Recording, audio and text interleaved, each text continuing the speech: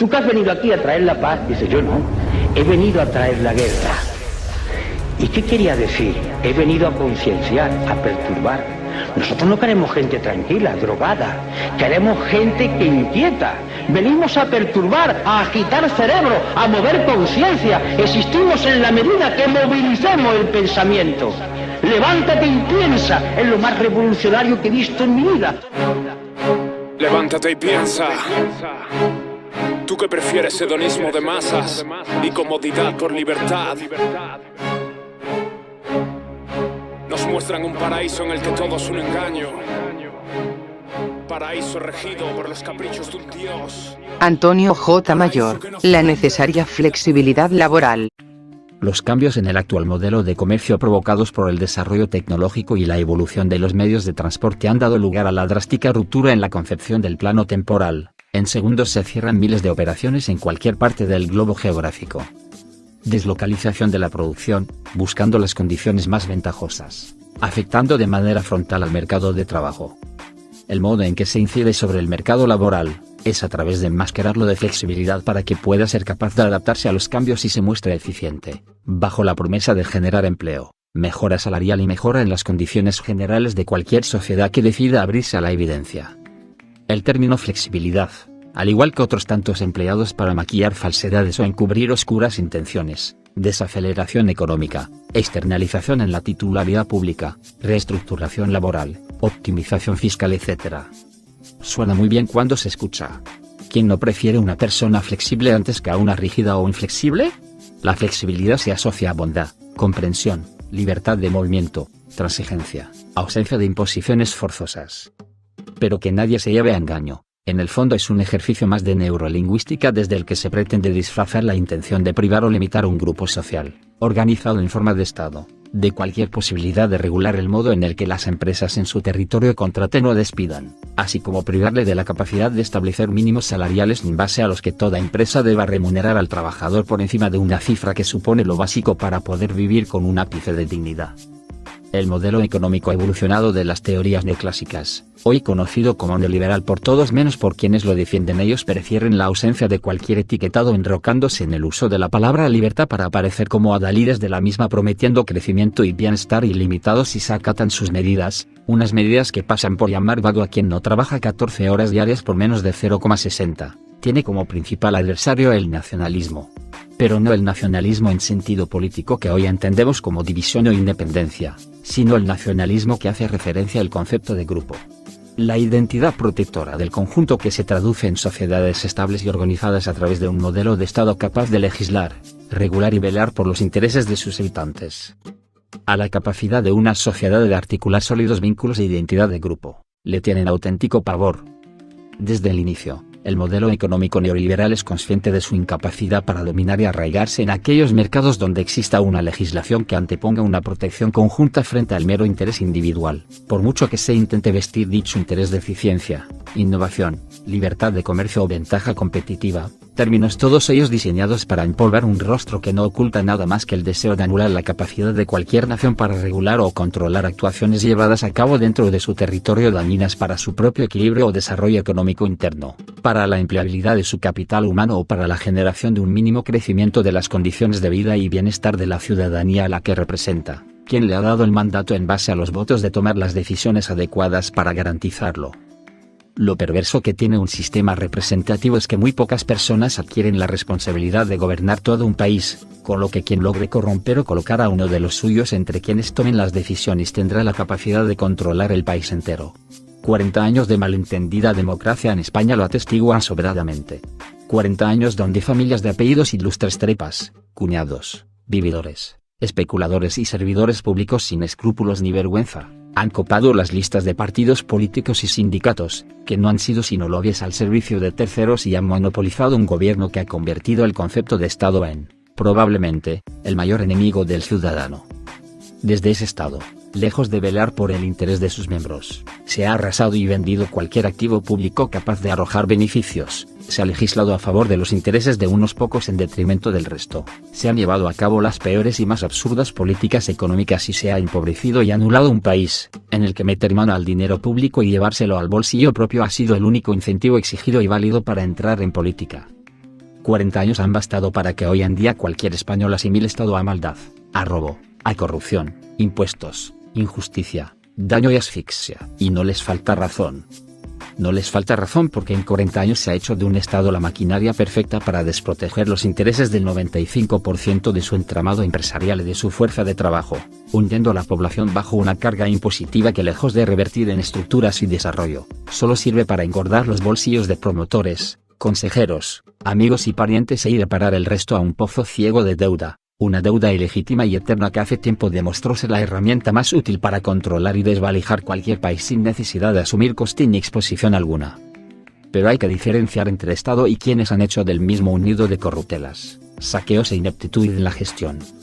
El concepto de Estado como modo de organización de una sociedad, con capacidad suficiente para regular y proteger a sus miembros, no es malo en absoluto, todo lo contrario. Es la única vía válida para evitar que unos pocos se queden con lo de todos o para evitar que ante la ausencia de ley el delito deje de serlo para convertirse en una expresión trivial de eficacia competitiva. Quienes desde el Estado lo saquean, liberalizan, expolian y dejan indefenso al resto son a quienes se debe señalar porque son quienes han dividido y debilitado a una sociedad a la que se ha inducido a creer que el amparo de los mercados cuidará mejor de ella y que mejor actuar de manera individual compitiendo contra todo y contra todos que hacerlo de manera conjunta. El malo no es el concepto de Estado, son quienes han hecho de él su coto de caza particular durante los poco más de 40 años de democracia al servicio de unos pocos. España posee un marco laboral que tras 52 reformas, cada vez protege menos su fuerza de trabajo mientras presume de ir camino a la flexibilidad. Cada reforma es llevada a cabo sirviendo a intereses corporativos, que fingen malestar por nunca ser suficiente el contenido flexibilizado afirmando que se necesita ir más lejos para generar empleo y crecimiento. Cada vez el marco laboral está siendo más flexible, una flexibilidad ante la que jardineros fieles como Rayo o Garicano no tienen pudor en afirmar que debe ser total si se pretende generar empleo en España. Mienten. Mienten y lo hacen con toda la intención, sabiendo que a su favor juega todo un aparato mediático que difunde sus mantras hasta corrotar la conciencia del resto y todo un entramado económico que espera agazapado para hacer del mercado laboral un Black Friday donde obtener el máximo beneficio al mínimo coste y si puede ser, sin pagar siquiera. Emplean para ello un ejército de instituciones académicas en forma de prestigiosas universidades o business schools de élite, un ejército de políticos a sueldo que hacen todo el trabajo sucio necesario para allanar el terreno y miles de economistas capaces de fingir un nuevo logaritmo con el que mostrar que su ecuación es la auténtica realidad y no la que transcurre frente a ti cada día. Mienten porque su modo de vida, aunque jamás te lo digan, pasa por la necesidad de que existan muchos que les sirvan a cambio de prácticamente nada porque no tengan otro modo de poder traer pan y agua a casa. Mienten porque hace mucho tiempo que, siguiendo a Buffett, se pusieron del bando que está ganado esta guerra, el bando de los ricos como el mismo W. Buffett lo catalogó. Y mienten, simple y llanamente, porque dicen una mentira.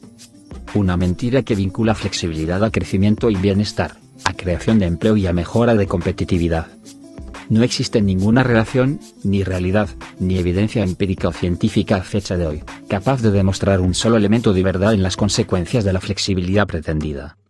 Es muy recomendable la lectura de los trabajos de Abdajik y Crow 2015 mostrando la ausencia de evidencia material o relación estadística empírica respecto a los postulados que vinculan la regulación del mercado laboral y la protección al trabajador con las tasas de desempleo existentes, y las investigaciones y evidencias empíricas alcanzadas por autores como Baker et al. 2005, Pejeran Kleinnet 2012 o Baccaro y Rey 2007 evidenciando del mismo modo que aquellos mercados con elevadas medidas dirigidas a la protección del trabajador no guardan ningún tipo de relación con la existencia de empleo precario, inestable o temporal de mano de obra poco cualificada. Y Adoringer en 1992 evidenció empíricamente la relación existente entre desregulación y pérdida de poder adquisitivo motivada por las bajadas de salarios, el empleo precario y la ausencia de oportunidades para los más jóvenes unido a la exclusión del mercado laboral a adultos a partir de determinadas edades. Consecuencias como el crecimiento de la dualización entre trabajo estable y precario, la generación de pobreza incluyendo la pobreza laboral o la insuficiente inversión en formación a los trabajadores temporales o que pretenden acceder al mercado laboral, se demuestra que aparecen directamente relacionados como reflejo de la flexibilidad y ausencia de regulación del mercado tal y como se puede constatar en numerosas investigaciones y trabajos llevados a cabo por autores tales como Standing 2009, King y Rueda 2008 o en Menegher et al. 2012. La ausencia de control o regulación que permita libremente a las empresas contratar y despedir en función de sus intereses o conveniencias sin asumir ningún tipo de coste, gasto o responsabilidad. La ausencia de control o regulación en las modalidades contractuales dejando plena libertad a las corporaciones para no quedar sujeta a tipos estables de contratación. O la supresión de salarios mínimos dejando que la remuneración sea un concepto a negociar individualmente entre trabajador y empresa. Solo dejan tras de sí un reguero de precariedad laboral, desempleo estructural, temporalidad, exclusión laboral y pobreza en la misma proporción que generan beneficio y ganancia neta para quienes pueden disponer del factor trabajo como de un títere entregado a su suerte y obligado a trabajar cada vez más a cambio de menos, incapaz de cambiar esa relación de dependencia ante el temor a caer en la miseria, la exclusión o la pobreza. El término flexibilidad seguirá sonando amable, suave, comprensivo, pero tras de sí poco a poco irá dejando el mismo rastro que marca allá donde la permiten pluriempleo de 2,3 y 4 trabajos viviendo prácticamente de sola al servicio de un tercero, cifras de solo un 5% de desempleo y que esconden lo que realmente se oculta tras ellas, 25% de pobreza laboral, aquella que te dice que aún siendo trabajador, se está por debajo del umbral de la pobreza. 2.550 horas trabajadas de media anuales por persona en Estados Unidos, superando incluso a la media del propio Japón. Salarios mínimos donde la hora trabajada no vale más que el menú básico de un restaurante de comida rápida. Bolsas de desempleo estructural incapaces de reincorporarse al sistema o enormes flujos de mercado laboral donde el intercambio y reemplazo de trabajadores convierte la estabilidad y la seguridad laboral en una utopía solo al alcance de muy pocos.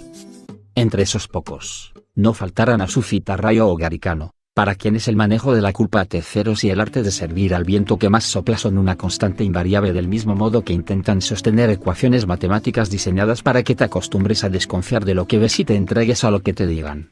Antonio J. Mayor, la necesaria flexibilidad laboral.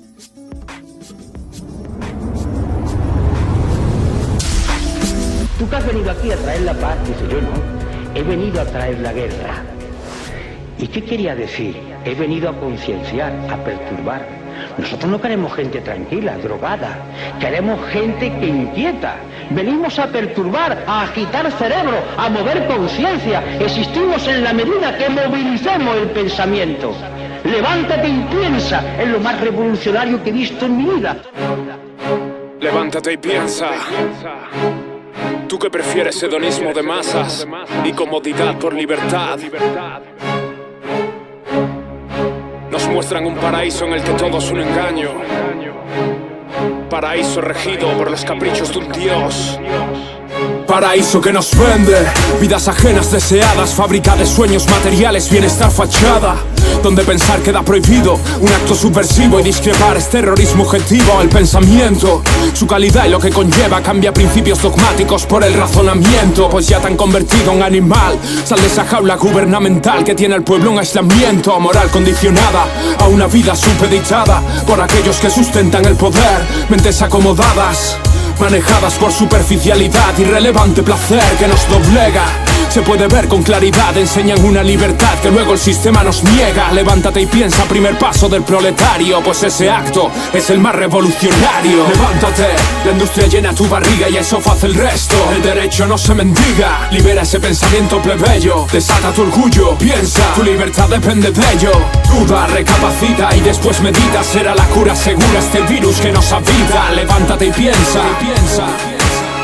Nuestra libertad será la recompensa. Apaga la televisión, selecciona cada una de las fuentes que te aporta información, pues promueven la mediocridad, ahogarán tu orgullo en un oscuro océano de culpabilidad. Va, por no evolucionar, por mal influenciar, más fácil dejarse adoctrinar que reflexionar. Edúcate con Sócrates, su método y diálogo, y demuéstrate lo lejos que estás de la verdad. Acrato de tal contexto, cae en él el verso, luchando contra todo un puto imperio perverso, pues el lenguaje determina el pensamiento, libera los cimientos del conocimiento, lucha sin lamento. Hasta ese momento no empezarás a sentirte vivo. Libérate de esos prejuicios cognitivos y únete a la lucha como un puto paria contra el poder, dialéctica revolucionaria. Levántate, la industria llena tu barriga y eso hace el resto. El derecho no se mendiga, libera ese pensamiento plebeyo, desata tu orgullo, piensa, tu libertad depende de ello. Duda, recapacita y después medita, será la cura segura este virus que nos habita. Levántate y piensa. Nuestra libertad será la recompensa.